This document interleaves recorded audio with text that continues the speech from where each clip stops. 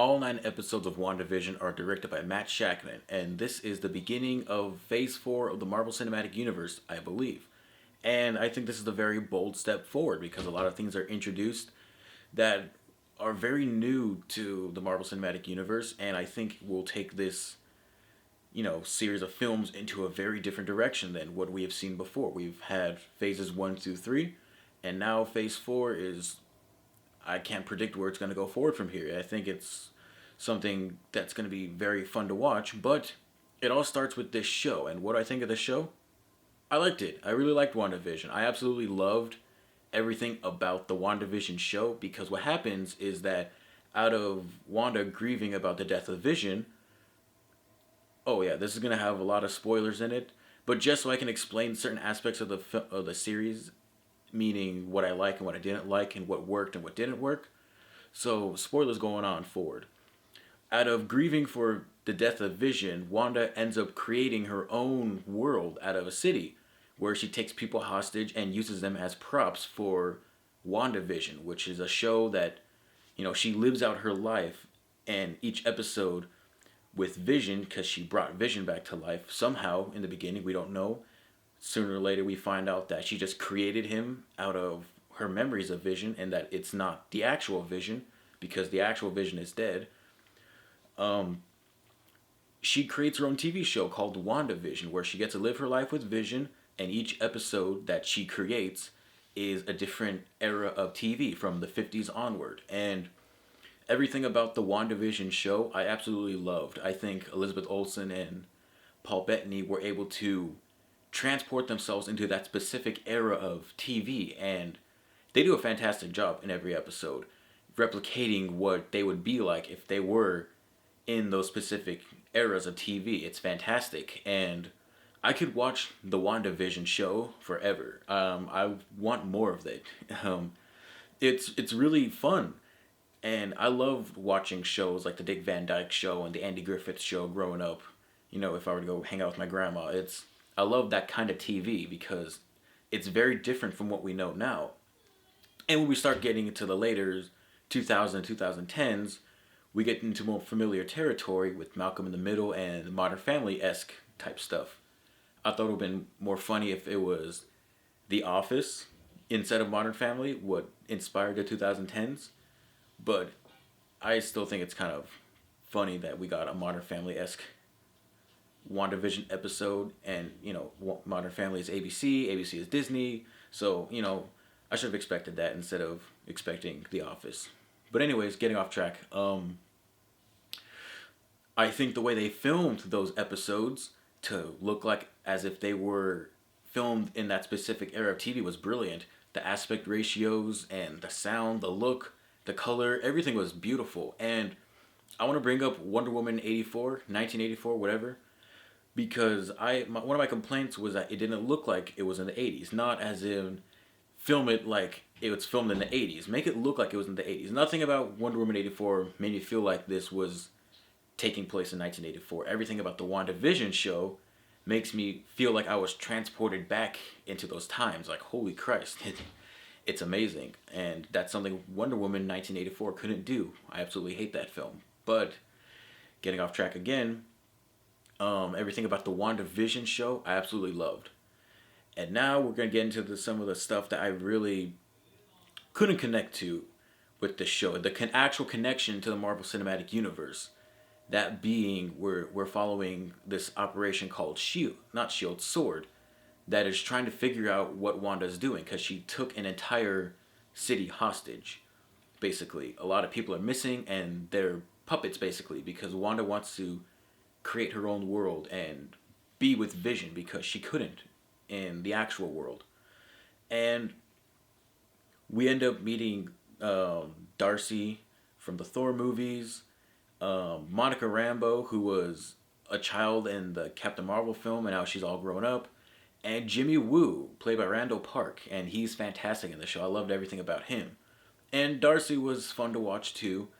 Sometimes the acting could be a little off. I felt a little disconnected at times.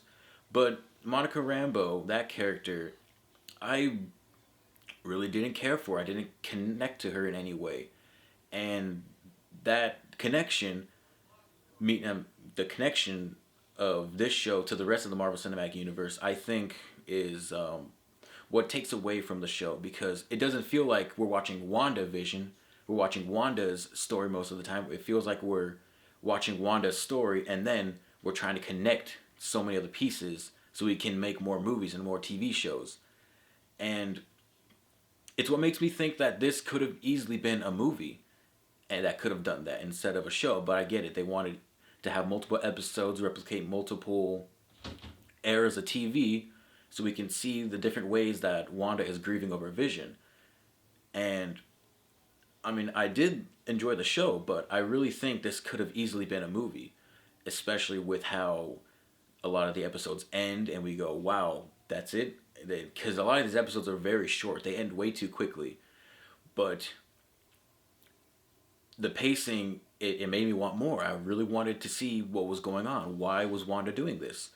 And we soon find out that Tony Hayward, I think his name is, the guy that is running Sword, is using Vision's dead body, and he framed Wanda to make it look like Wanda stole Vision's body, and that she somehow revived Vision's dead body to create Vision in this Westview world. He's framing her, and it turns out that he's using the actual body to recreate him and send him in to kill Wanda. Now, I didn't like this character much. Nothing against the actor or anything. It's just that I didn't understand his motivations. He just wanted to kill Wanda for some reason and have a new Vision. And that disconnection to him made me really not care for what was actually going on within the connection to the Marvel Cinematic Universe part of the show. And the other character, Agatha. I don't remember the actress's name, but she was in Step Brothers, and she was Ben Wyatt's. She was a person that they were going up against in Parks and Recreation, who was Paul Rudd's helping hand when trying to run for the city council in that show. Another off tangent, God. But she plays Agatha, the nosy neighbor, in each of the episodes of the WandaVision show. And then it turns out that she's a witch. So we get witchcraft brought into the Marvel Cinematic Universe. We had wizards, and now we have witches and other types of magic. And I think that might be fun. We see a flashback in one of the episodes, and it turns out that Agatha is a witch, but she's not using her powers right. And so the other witches try to kill her.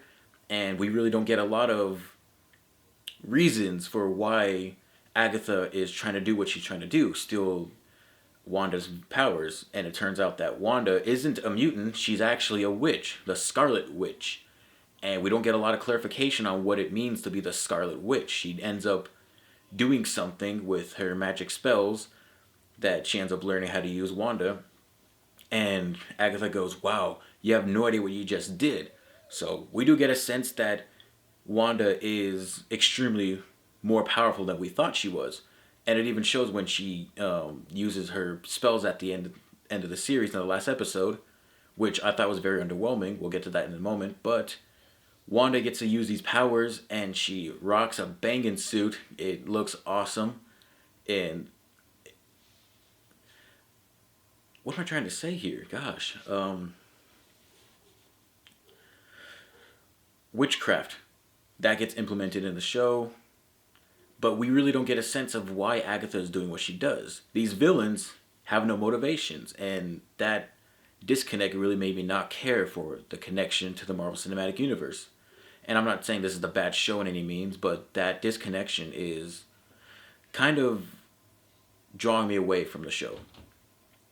Another note, the last episode, the later half of the season was very underwhelming to me.